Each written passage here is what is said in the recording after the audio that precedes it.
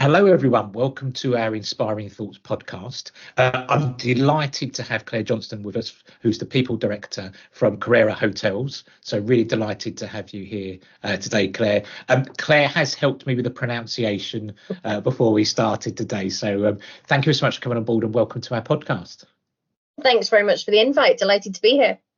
Yeah, it's great. Really good. And Claire and I talked about weathers. We're at two ends of the country today. So I'm in Kent and Claire's in Scotland. So I said to Claire, I think the world's ending this morning and it's rain, etc. I think Claire just said that's a breeze in the park for her in Scotland. There's definitely an expectations of poorer weather in our neck of the woods. Yeah.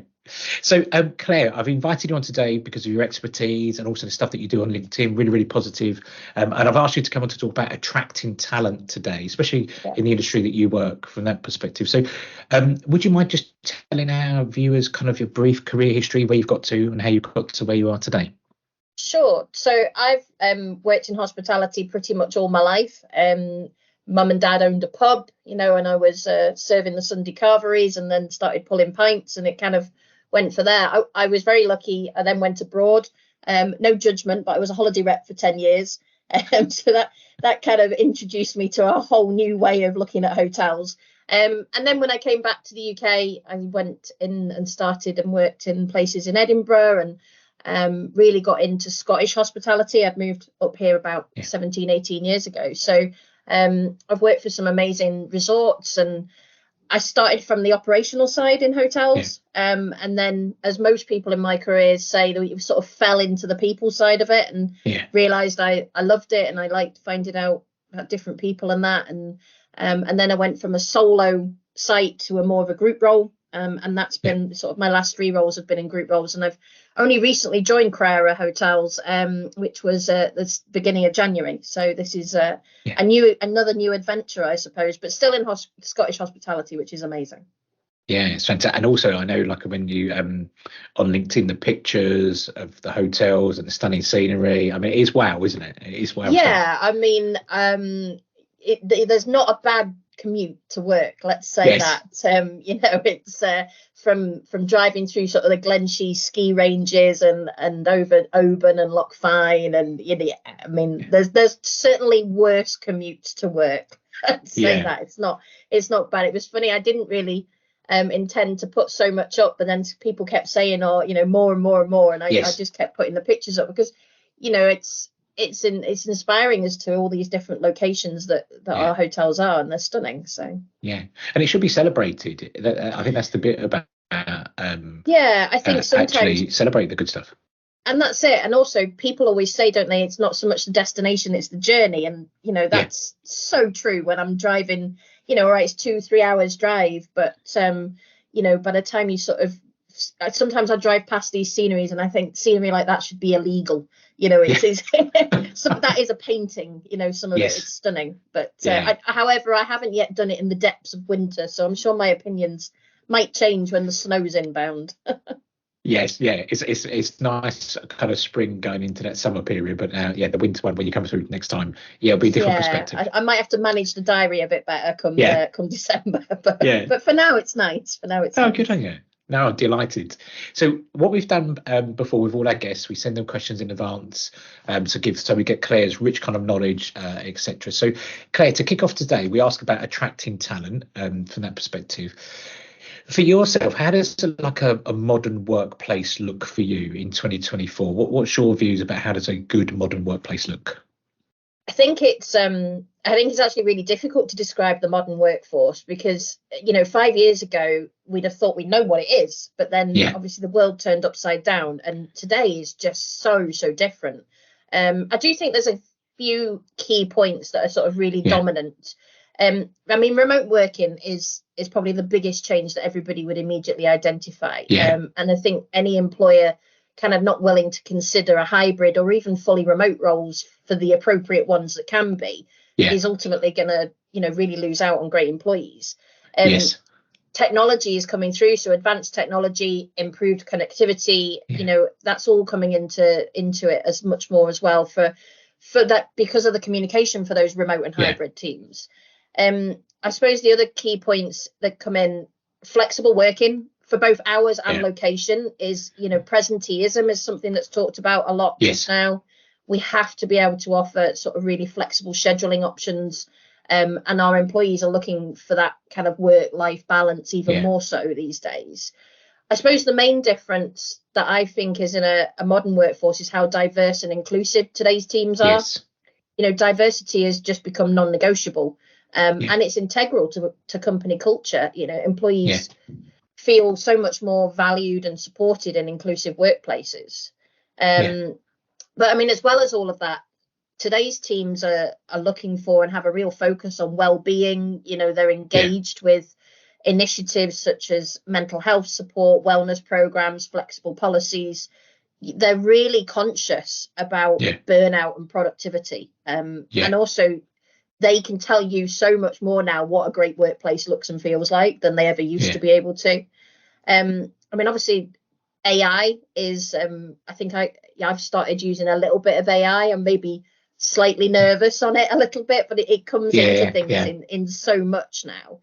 But, I think overall, a modern workforce today is characterized by flexibility, technology integration, a real focus on well-being and inclusion, as well as kind of that commitment to lifelong learning and sustainability. But I think adaptability really remains key, as well as organizations and companies navigate the really ever-evolving trends and challenges in today's workforce. It's, there's so much out there. You've got to really keep a finger on the pulse with it all. Yeah, and I like the way you just finished off that about finger on the pulse. You have to, whereas if we went back 5 years ago, you kind of knew what the workplace would be. It's completely different now, if we think about it, and that's why I like that question. It just gets us thinking of actually what's the culture of the workplace? How do we attract talent? Flexibility, adaptability, etc. I've seen a lot of organisations destroy their culture overnight by going, everyone's back 5 days in the office. And you go, why did you do that? When nothing exploded. The world didn't spontaneously combust because people started to work from home. In fact, so many companies got so much more out of it. Yet now there's companies doing rapid backtracks, and you just think, well, why? Our industry is very different because there's very few roles in our industry that can be fully remote, and there's a few hybrids. But I do look at some of these bigger industries and think, it's the age-old thing. If something works, don't try and fix it. It's already working. But ultimately, our workforces now tell us. It never used to be like that. It used to be that employers used to tell employees, and it's the other way around now. They tell us what a good workplace looks and feels like. And it's the bit there about what I like there is about flexibility. So actually, you can get more people saying that actually, what if we change your hours or play around with them, that kind of bit, that shows to me about a true modern workforce from that point of view. I also think the adapting to AI, those kind of things, that chat GPT from that point of view. So you kind of go, right, how do we keep going? From that perspective, but I think you've summed it up perfectly. So I think we should capture that from that point of view. So I really, really appreciate it. It's a good start for us. So when you're recruiting within Crerar Hotels, what kind of are you looking for? What skills are you looking for from colleagues now? Hospitality is all about people. It's all about people. It's the people who enjoy our venues, whether they're visiting or staying, and of course the people who look after them. Hospitality is probably one of the most personal things, and guests, the same way a workforce has changed, guests have changed. They want really individual experiences tailored to them. Nobody wants to feel like a number in a line, and it's important that our teams deliver that as well. And for that reason alone, we do recruit on personality more than anything else. Good. It's really true that you can train and teach anyone systems and processes and ways of doing things, but personality is just something totally unique. When we chat to people at interview, we take a really relaxed approach to it. We want to give people a chance to tell us about themselves without getting nervous in a formal setting. If we don't see the true person, if they're nervous and uncomfortable, we might show them around the hotels. And it's at that times that you see them relax even more, because we see how they interact with our team as well. You generally see more of the true person at that, because to them the interview's kind of finished. This is just a chat and a tour. Obviously, for some specific roles like the chefs and spa therapists, there are certain skills and qualifications that are needed. But again, everyone has to start somewhere. And these days we can offer so much development and training on the job from such a young age that, you know, even that shouldn't stop us. One thing I do think hospitality teams do really well is we really reevaluate positions when they become vacant. So we don't just replace like for like, you know, we take the time to really look at the structure or the position and the team it's in and really review exactly what we need for the business. That way, we know we're always driving forward and we ensure that we sort of recruit the right people for the right roles. I mean, of course, key skills, communication, teamwork, adaptability, and a really positive attitude is always going to be desirable. But employers need to remember that people only know what they know. And to be the inclusive employer that we talked about before with the modern workforce, you've got to be essential that we see this beyond the skills that people have now and look forward to what we can actually turn them into being and to support and develop them into being. So it all comes down to personality, but you've got to see, I suppose, a little spark of something from somebody. And do you know what? I just love that. Because it's a two-way relationship, like interviewing. I see so many organizations still think that the person owes that company a living rather than actually it's a two-way relationship. We've got to impress that colleague. And the bit I love there is you can teach people things. Of course you can. But that personality, especially in the industry that you work in, Claire, is so important. From that customer service, that personal touch. To see that, and I love the bit there about walking around the hotel to really get to know the colleague, and I love the way that you've looped it back in saying, well, if we truly want to be an inclusive organisation, you're going to have to do things differently, isn't it? You know, I mean, even to the extent of I've attended a lot of courses over the last year about being diverse in terms of how people with neurodiverse abilities, you know, such as autism and ADHD, what sorts of things they require from a recruitment process. And, you know, we've got to change. It's not people that have to change. It's the employers that have to change to ensure that we can bring these amazing people into our businesses. And I love the way the bit there about amazing people is so positive. That's the bit of seeing the good in people and actually, come on, we want to get those people in, because the bit we've definitely seen through our experience and our research that the more and more that you embrace new experiences, the more a kind of Gen Z approach about culture, actually people I work with, those kind of bit, you'll get people blossom and grow. Whereas if you stick in the mud 5-10 years ago, those people won't join you. There's enough options now, isn't there, to go to different places. So this is really good, really refreshing. Sometimes it amazes me that employers are still surprised when somebody turns down a job offer. Well, you think, this is a two-way street now. This isn't, you know, and I actually say it in interviews. This isn't about me interviewing you. You need to interview us as well.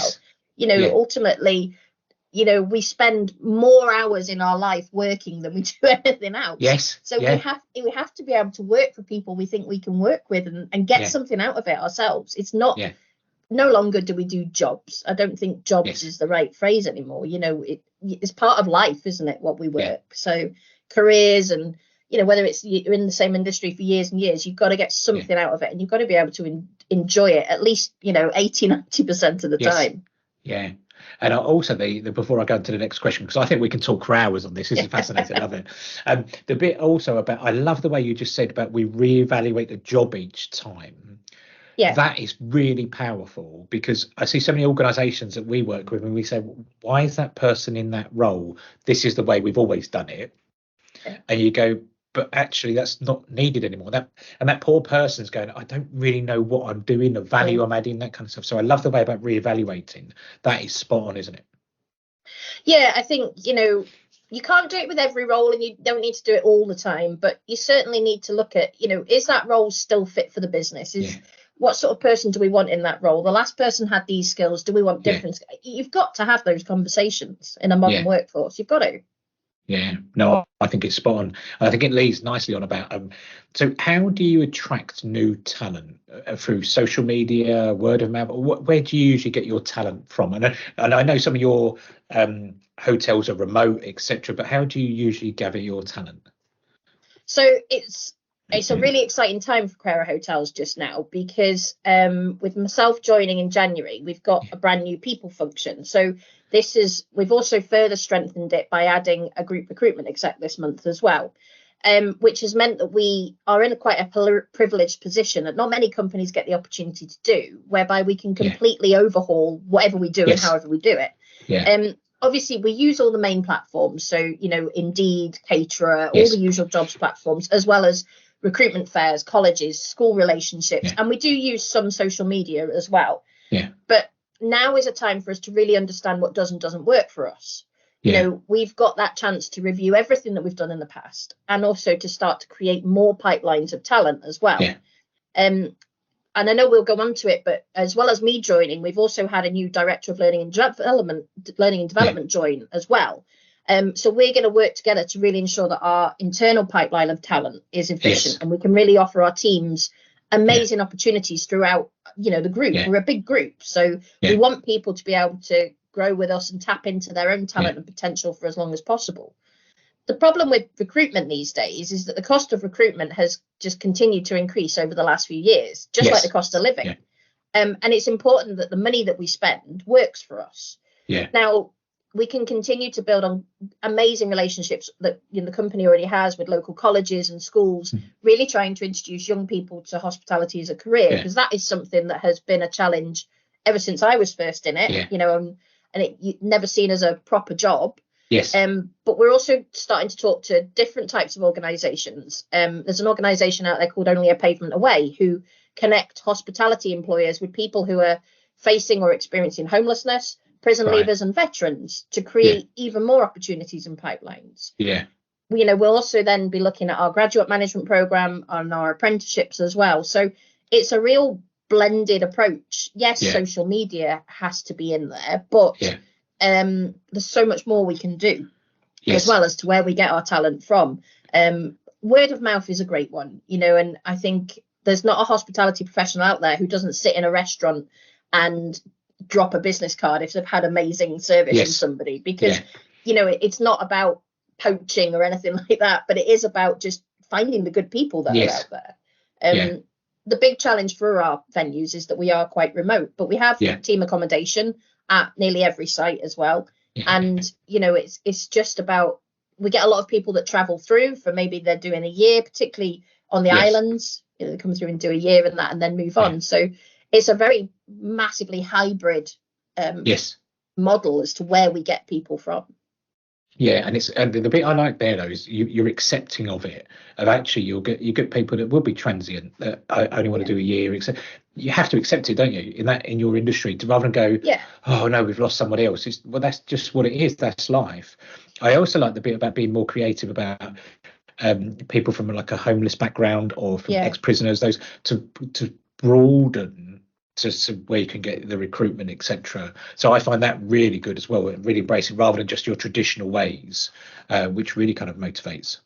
It's like you were saying before, it's just always the way we've done it. You can't work like that. You never get the people that you need to get, and hospitality, I've heard it referred to as a staffing crisis. I don't think there is a staffing crisis. I think if you offer amazing journeys to your employees, you will get them, but it's difficult to get them in the first place. I think that's the issue. There's a lot of competition out there.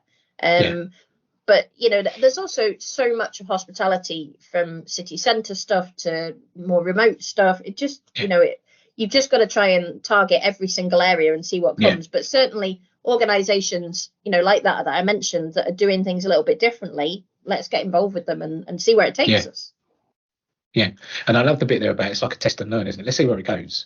And I enjoy that a lot. Of, well, let's just go with it. Let's see where it flows, and let's see what comes out and take the good bits from it, rather than we've always done it this way. Let's stop.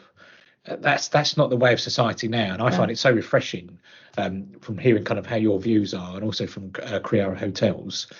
So if you look at kind of what does an employee journey look like with Crerar in the future? What does an employee journey look like for you? Well, it's just about to get a really full and exciting overhaul and review.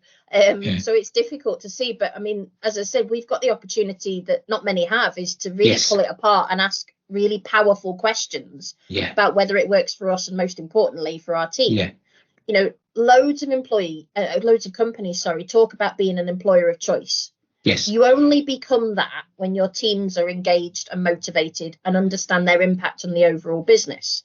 When people choose to work for one of our venues, or they choose to climb the career ladder with us and ultimately choose to stay with us, then we're the employer of choice. Correct. And we don't necessarily need to do amazing and revolutionary things. We just need to do what we say we do and do it really well. Correct. The vision for me is a journey which feels really exciting, really engaging, and supported from the beginning to the end. You know, our new director of learning development, Laura, she's going to ensure our teams are developed both in-house and using external programs and support. We've got some brilliant initiatives available to us in Scotland, such as Hit Scotland, that we can utilise. And I think the main thing for me as well is I really envisage really efficient communication platforms where we can keep our teams up to date with everything across the business, as well as giving them a platform to self-promote themselves between teams and between venues. That, you know, benefits as well that are actually useful and that people get really great value out of. We achieved this already by getting them involved from the start, and we already go a long way with this. You know, we offer things for days off for pet bereavements or children's first days at school, high street savings, driving lessons. All those kind of things are brilliant, but we can probably go even further with that as well. And we need to, the important thing with benefits is to ask the team what they want, rather than just say, here's an amazing list of benefits, and they're not of use to anybody. But for us as well, as a big part of the journey is to reward and recognise our colleagues and our peers, really empowering our people to recognise and work and support each other. You know, we'll be celebrating our first long service lunch this year for everybody celebrating 5 years or more. And those are the people with the knowledge and the experience. And we need to tap into that and make sure that they're involved in the business. So what the employee journey looks like, I'm hoping they're going to mould it themselves, and we'll just be, you know, a force behind to make it happen for them as well. But I'm really excited to see what they come up with. And, you know, I will be delighted to implement as much of it as I possibly can for them. And the couple of bits there which I think really resonate with me is, first of all, getting your employees involved. The second bit, I just love the simplicity of it. So do what you say you're going to do. And it's so often that people lose employees because they say, I was promised this like learning and development course, or I was promised this leadership course, and it never happens. In theory, you've just demoralized that person. They will leave because you've overpromised, under-delivered. So that simplicity of, we said what we did what we said we were going to do, we did it. That's so important, especially in today's society.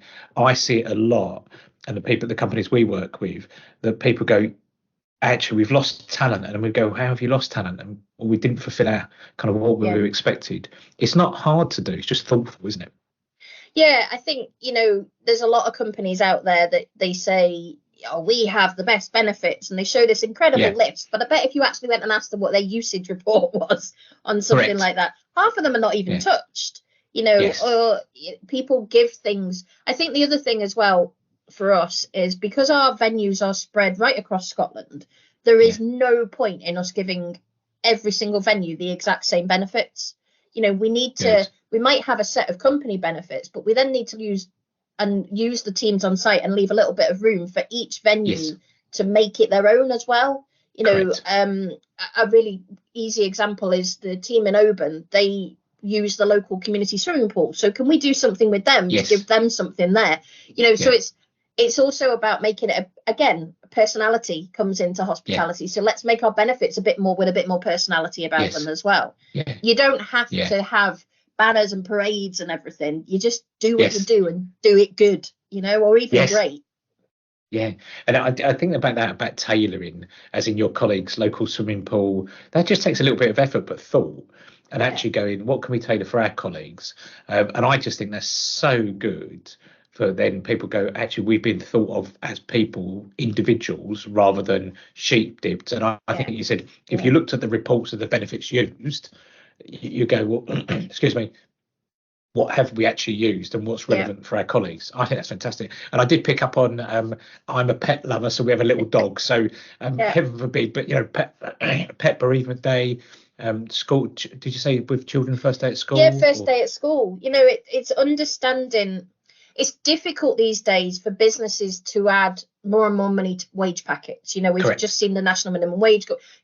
Companies can't keep adding money into banks, but what they can do is add value to the journey, and we can do that by understanding that, I have a dog, and that's my family, is my husband and my dog, and if something, I hope it doesn't, if something happens, that's going to affect me. So companies need to understand what is valuable to a person in their lives. And if we can make even the slightest impact on that, we automatically engage that person more. And that's the important thing.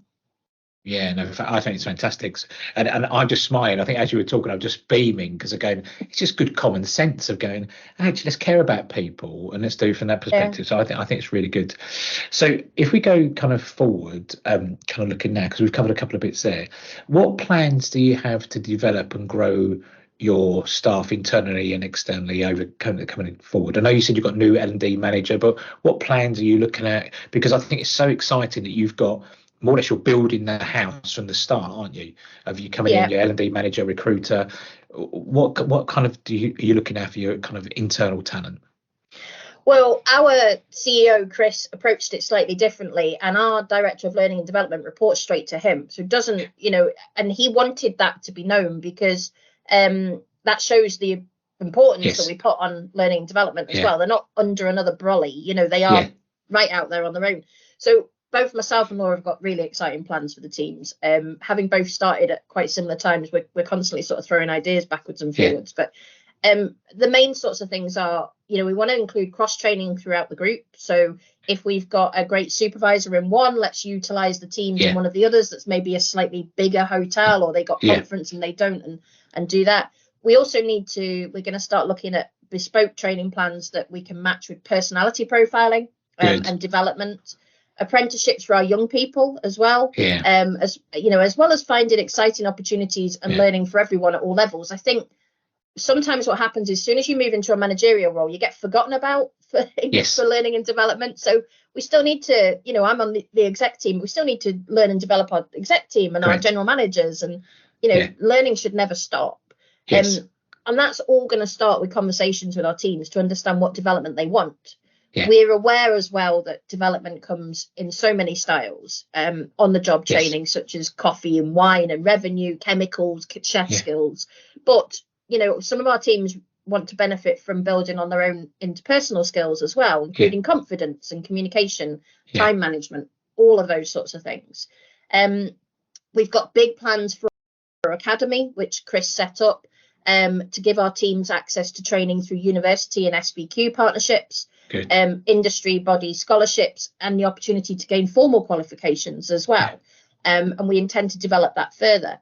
But part of our vision is to upskill our teams so that they are identifying training needs within themselves and their colleagues and able to support each other.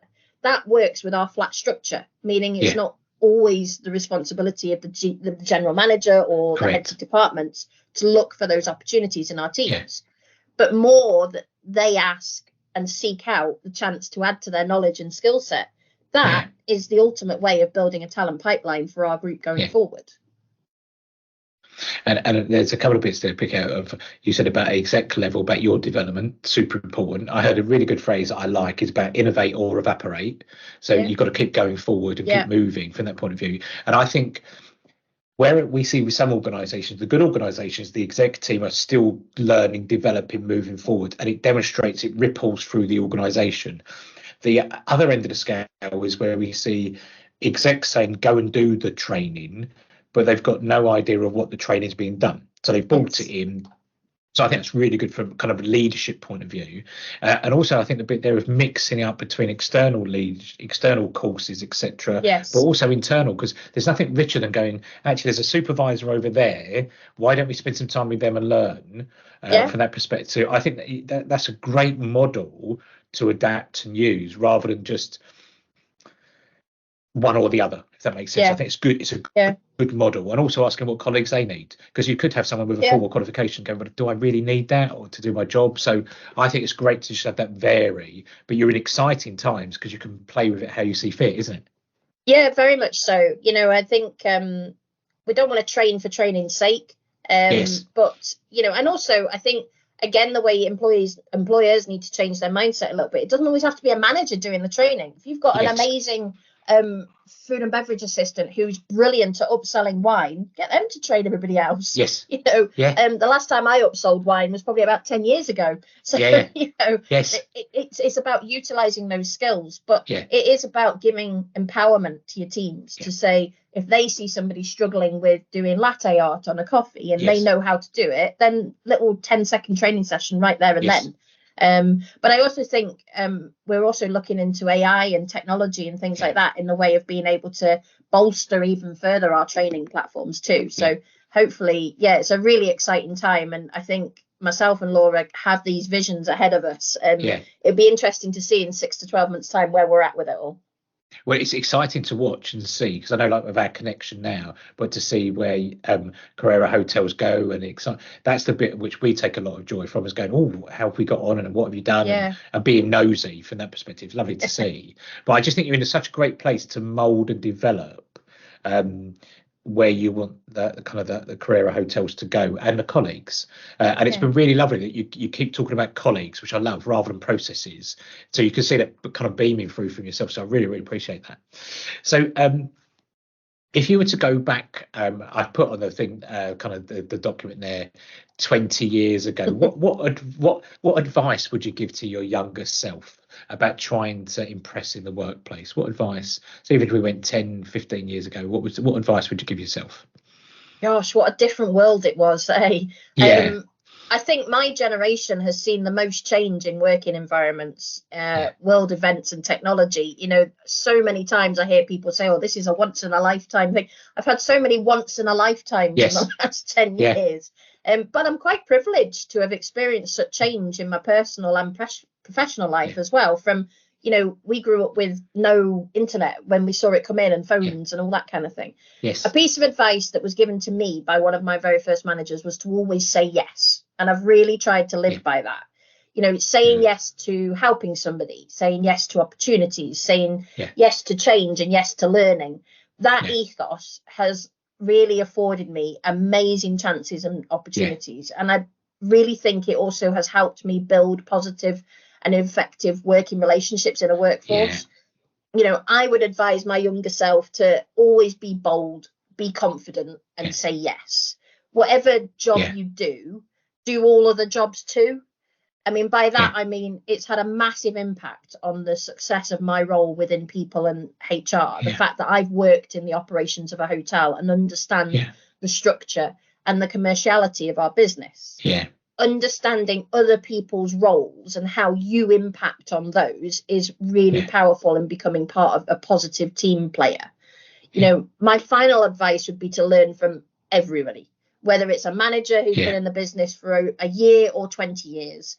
Everyone's story is amazing, and we should all take the time to listen and appreciate everyone's stories and where they've come from. You know, we can learn so much from each other, and I don't think that learning should ever stop. So, you know, I think say yes and listen is probably the two big things that I would say to my 20-year-old self.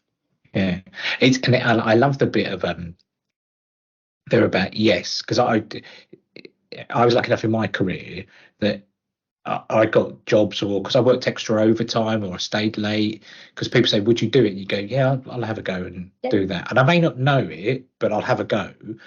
And I think that can-do attitude ripples through, because you may not get it right, but people will respect you and go, oh wow, they've had a go from that point of view. And I really like that bit about saying yes from that point of view, and then learning off as many people as possible. That's not changed throughout the years, but that's a great one to go, actually, what is it you do? Can I learn from you? What skill set to build up? What we call it toolkit. So what are you building up in your toolkit that you're going to use again later on? So I find it fascinating about we can learn so much, but I think the bit there, I'm just smiling about saying yes. It's good, isn't it? Yeah, to actually I challenge. really wish I could remember who said it to me. It was one of my first ever managers, but every time I think back and somebody asks me a question like that, I always say, just say yes to stuff. It was how I ended up going abroad for 10 years, because I was a real home bird. I hadn't had an overexciting childhood or anything weird and wonderful, and I just got on with it. And then all of a sudden somebody said to me, do you fancy going for this? And I was like, oh, okay, yes. And I said yes to 6 months, and I came home 9 years later. So it is, if you've got the opportunities, just don't overthink things too much. Just kind of get on with it. And whether it is something as simple as just helping somebody or going abroad, one extreme to the other, go for it. Live life, get on with it, and who knows where it'll take you. It's amazing. And that's the bit I've always looked at and always felt, that life's short. You may as well enjoy it. You're only on the planet once. So actually, what all these experiences that you can gather and do, and you are going to get knockbacks. So we ask some people to be on our podcasts and stuff like that. Some people say yes, we have majority say yes, and some people say no. We just have to accept it. That's the kind of the world that we're in. So if you were looking at for 2024, a lot of people ask us on our podcast, what are you working for your development, your own self-development this year, Claire? What's on your agenda? So I think this year is one of the more pivotal in my professional life, because having now taken on the role that I've taken on, I've also been accepted onto a Women in Leadership scholarship through HIT Scotland, and that starts at the end of the month and runs for the year. And I can't wait to hear from other influential women in our industry. And that scholarship is really going to help me build on my confidence. So that's probably the biggest development area for me. But with my new, people director with Crerar, I know I'm going to learn so much from it. And I'm really excited to work with Chris, our CEO, and the team, and learn from their experience. My development here is going to be much more about taking more of a strategic role, viewing my role, than I have before. As my team grows, as our group grows, and hopefully, as so will we grow with the role in the future. So it feels well placed that I'm able to grow with it. Confidence and self-awareness are things that I think we always underestimate in others and ourselves. And I think it's really important that we hold our hands up when we might struggle or we're not sure, and use the experience and the support around us.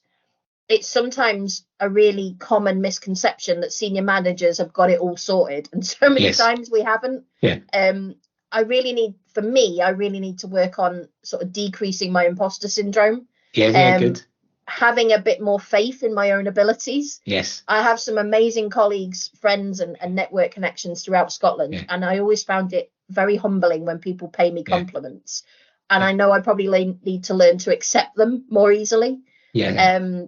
But probably the biggest compliment I ever got was being approached by Chris for this role. And and 12 weeks in, I still kind of pinched myself a little bit, because it does feel like a real key moment in my career, and I'm really excited for the future. But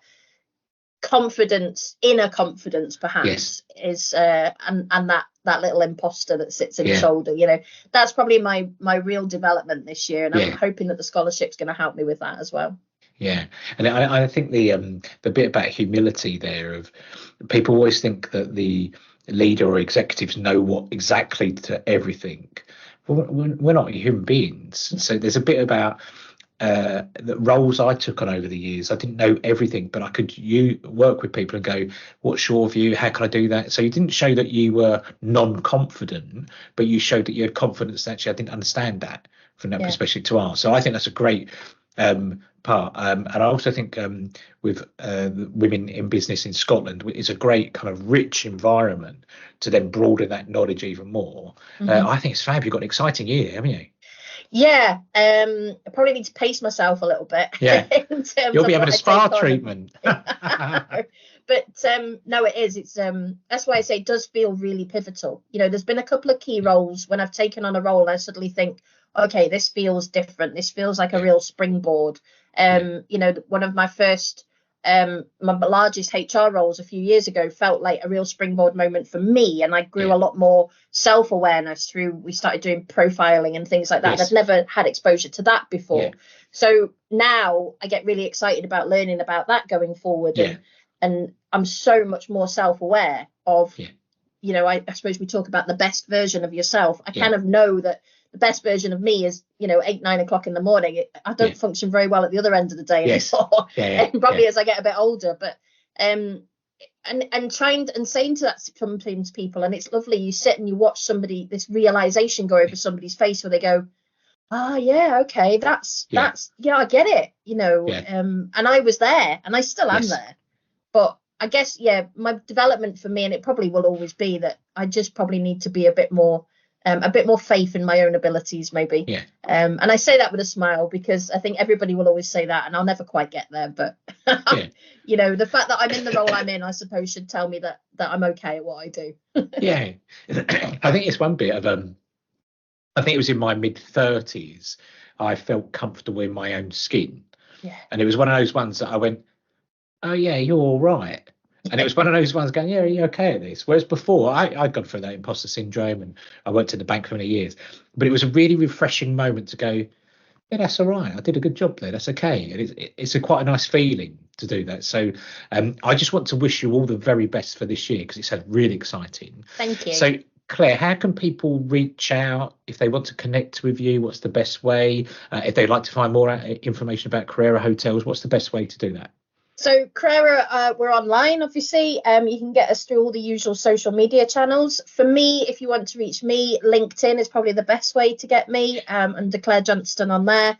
And I'd be more than happy to chat and talk to people as well. I've spent a long time building my LinkedIn network, and I think it gives a lot of power back.